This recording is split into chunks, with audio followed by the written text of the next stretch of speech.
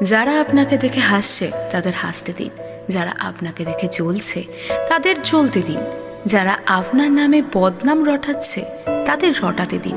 শুধু সময়ের ওপর আস্থা রাখুন, দেখবেন চাকা ঘুরবেই।